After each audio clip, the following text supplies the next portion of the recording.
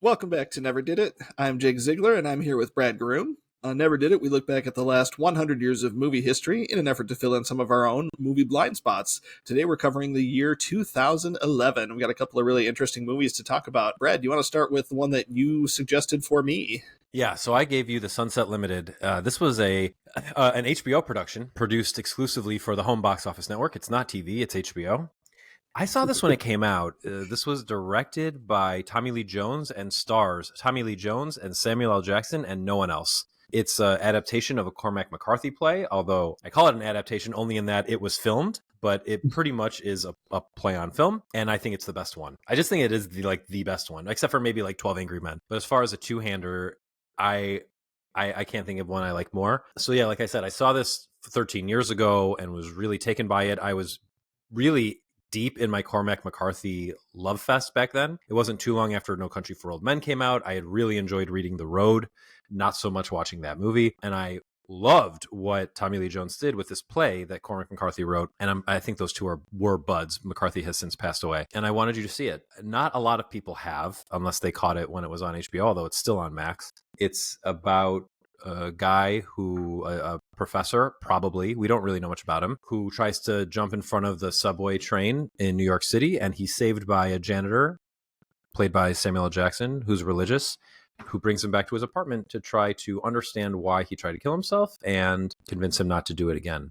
What'd you think of it? I really liked this. I'm glad that you recommended it because at the time I was only really watching, theatrical movies, and HBO stuff or, direct to whatever really wasn't on my radar. So this wasn't something I was really familiar with at all. And I'm a big fan of Tommy Lee Jones, big fan, of course, of Samuel L. Jackson. I like seeing plays on film, or I like seeing things that take place just in one, in one setting, one locale, which obviously this does. It's just in the apartment for the whole thing. I thought it was really interesting. It takes a few minutes, of course, to get yourself acquainted with the characters and kind of what's going on with the movie. And once they take off, they take off. They really know how to draw you in, and they really inhabit these characters. And it's really, it's really interesting, and it's really good. I really liked it. One of the things I like about it a lot is, so McCarthy is known for his nihilistic work. I think I've mentioned this on the podcast before, but one of my favorite pieces of the dreaded word content that I've ever heard was an interview between McCarthy and Werner Herzog, and I think maybe a host who was moderating the thing. And they talk about things like how the human race is ultimately doomed because Earth can't last forever,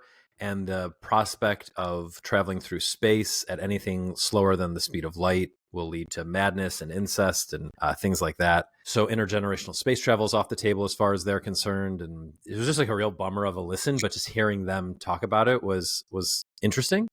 And I love the way that McCarthy's worldview is reflected in the movie, where Jackson really seems in control when the movie begins, because Jones has just tried to kill himself. He's apologetic that Jackson had to get involved. He's a little annoyed that Jackson got involved, but he's really on the back foot. And Jackson is coming at him with, this theological idea versus that theological idea.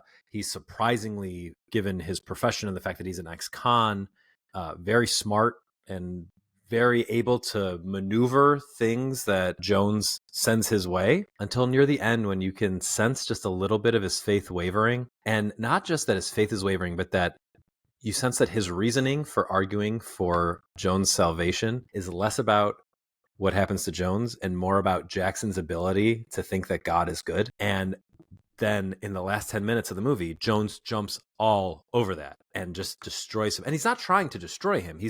You don't get the sense that he is bad or evil or wants bad things for Jackson, but just in explaining his own feeling of the fleeting and useless nature of the universe, destroys Jackson. And I remembered it being different. I remembered that happening in the middle of the movie, and I remembered thinking, is Tommy Lee Jones the devil? As the movie went on. But on this watch, I didn't get that at all. I was like, no, Jones is just himself, and the world is the devil, basically. Like, the world is an apocalypse. So yeah, I just thought that was really cool. What did you think of all that? Well, yeah, it was really interesting to see finally turn around like that, because Jones his character seems, and they're just called, as Black and White. Black and White, which is, okay. I mean, I didn't write it, so it's Yeah.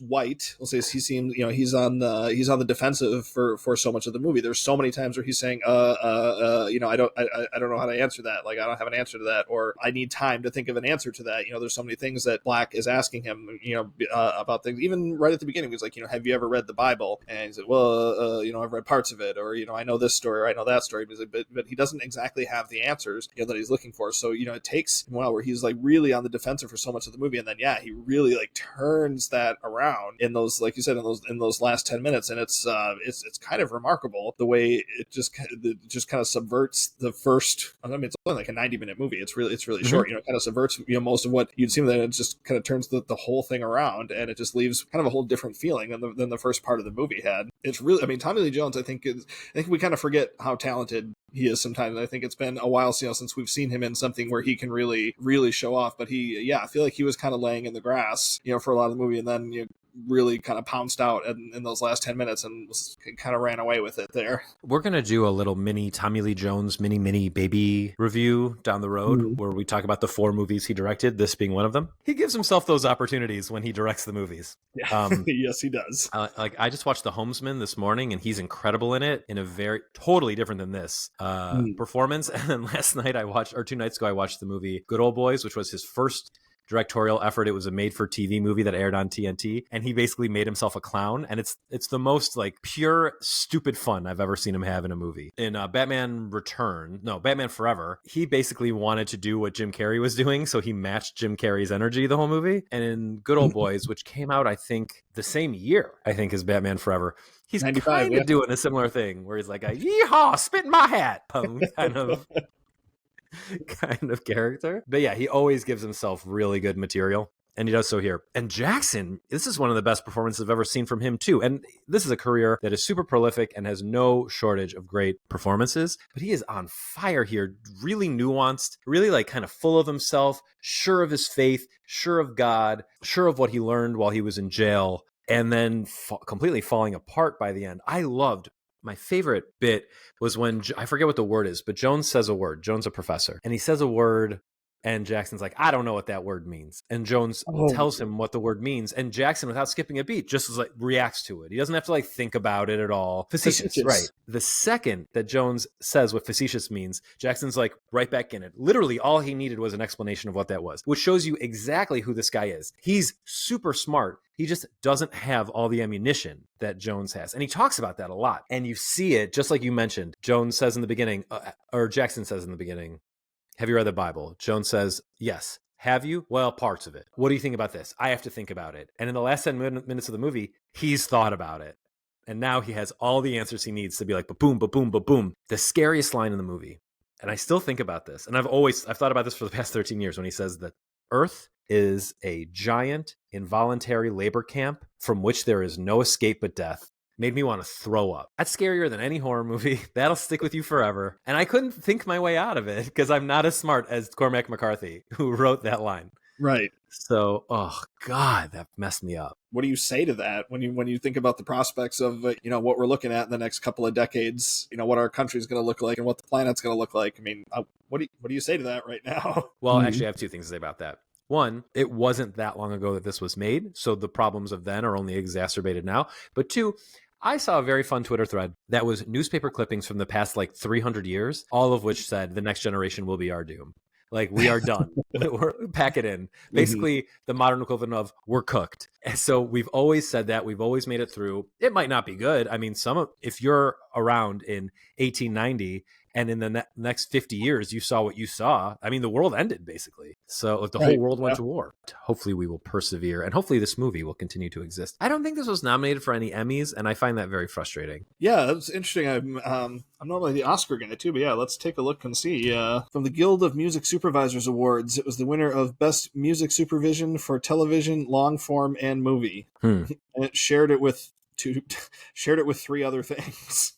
All right, so forget that. Not interesting. So nothing. I mean, basically nothing. That's a drag. Well, definitely check this out. And then if you like it, maybe check out Rules of Engagement after that. It's the only other collaboration between these 2. Oh, yeah. Have you seen that? No, it doesn't seem that appealing to me. Same. I haven't seen it either. You gave me Take Shelter, which we talked about a bit on our YouTube exclusive ranking of Jeff Nichols movies, but let's talk about it a bit more now. Why did you give me Take Shelter?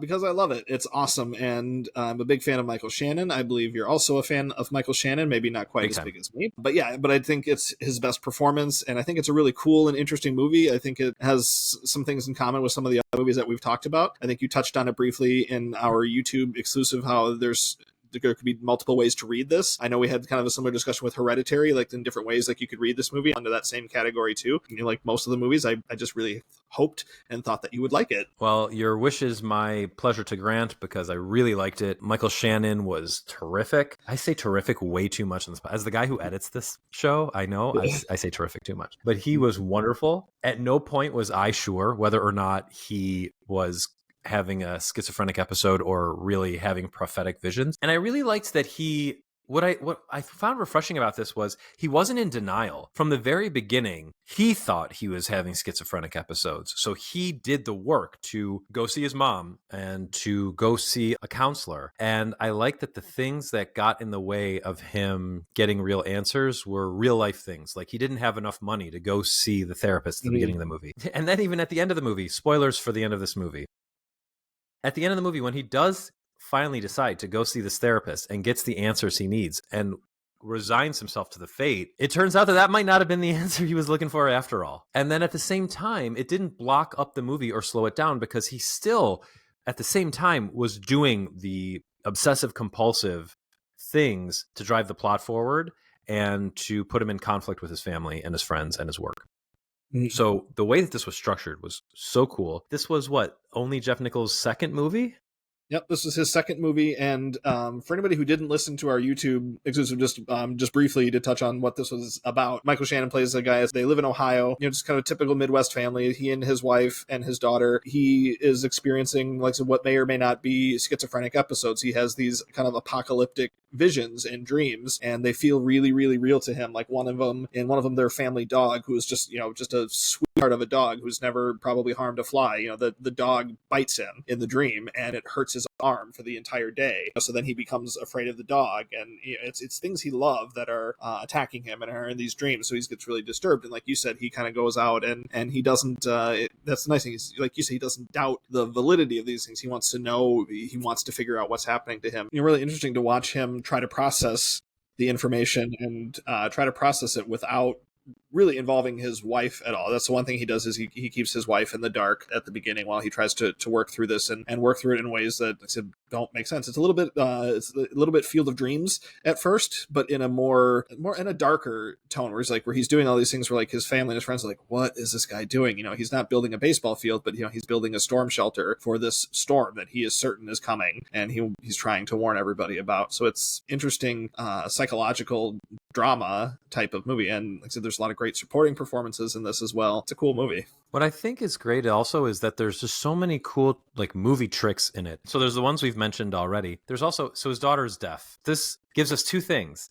One, it shows us who everyone is and how they react to her. So his wife is clearly very nervous about her, is nervous about the financial burden that her recovery will put on the family. And it shows he's very interested in keeping her safe because she can't take care of herself in the same way that she might otherwise be able to. And he's interested in learning sign language to communicate with her, which shows how caring he is. And it gives us a cool movie moment where she learns, Jessica Chastain teaches her daughter how to say storm. And that comes back later in the movie when the little girl signs it back at him in the climax of the film, which is so cool.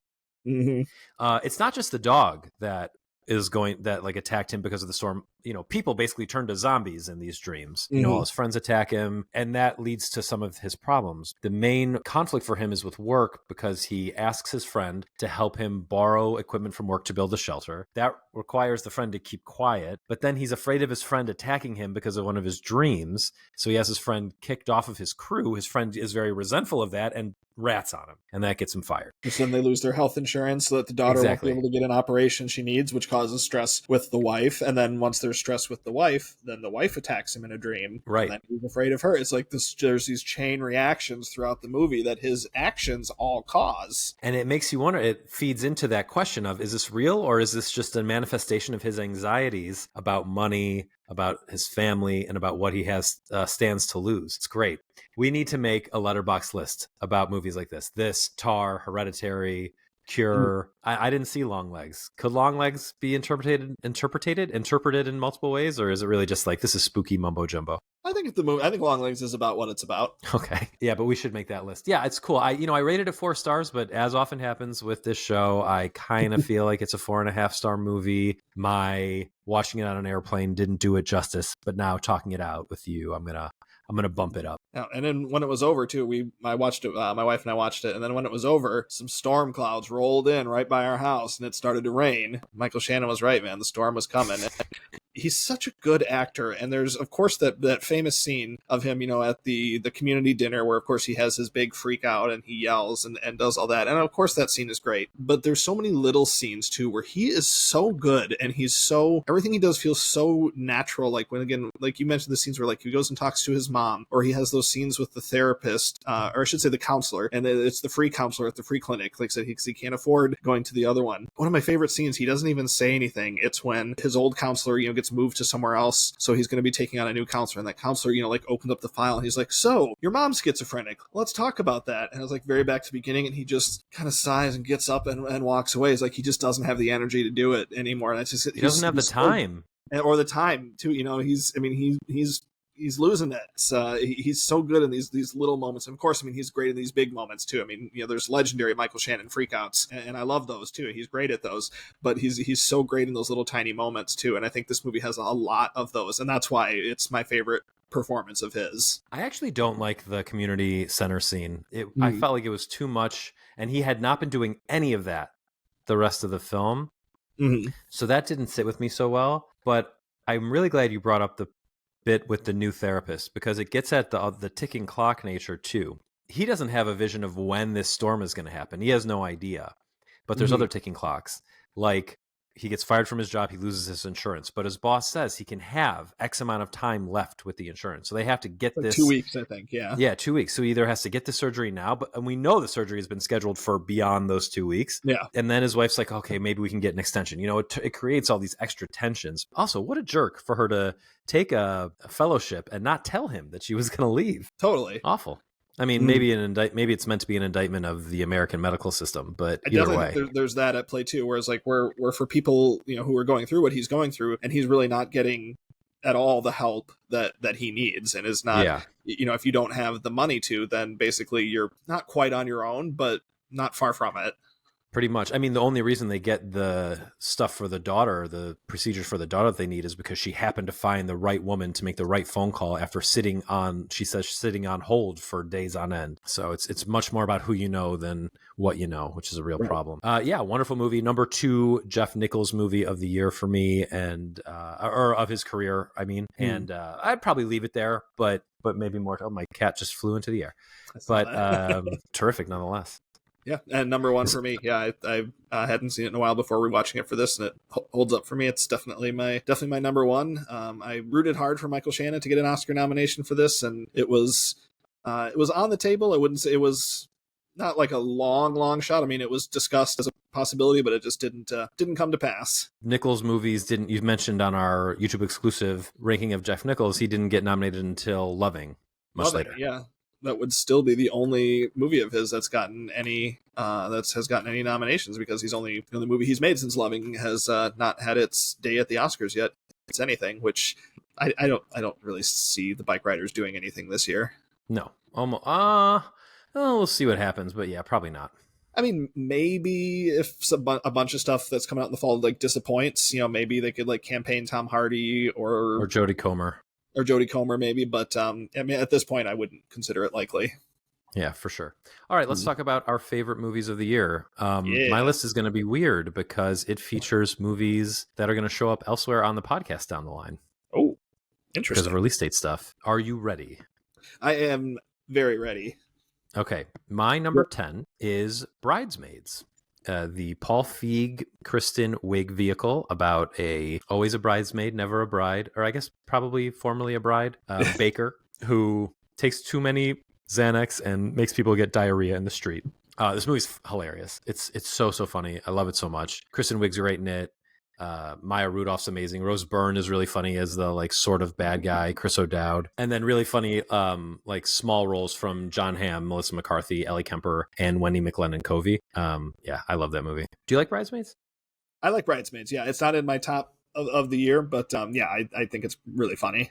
My number 9 is The Sunset Limited, which we just talked about at great length. The stage play turned movie directed by Tommy Lee Jones, starring Samuel L. Jackson and Tommy Lee Jones. My number 8, I wonder if it shows up on a different year list for you. It's The Untouchables, or if you even like this movie. I do like that movie a lot, yeah. I think that's a 2011. It's not on my list, but I do like it a lot, yeah. French film that was remade into an American film starring Bryan Cranston and Kevin Hart, which was bad.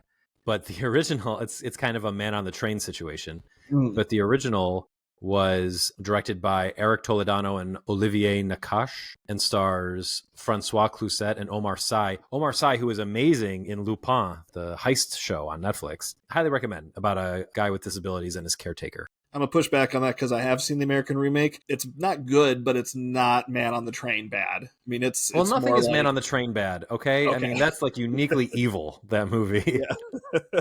So, but I appreciate you pushing back. I saw it. It's totally okay, but yeah, it's not like The Intouchables is very, very good. Yeah, I recommend seeing the original film for sure. And what's the new one, the American version called? It's not called The Intouchables. Upside. The Upside. Yeah. My number 7 is Drive by our favorite director, Nicholas Winding Refn, starring Ryan Gosling. This is a total like film bro movie, but I think it's amazing. It's got Albert Brooks's terrific heel run rather. You don't get that in anything else really.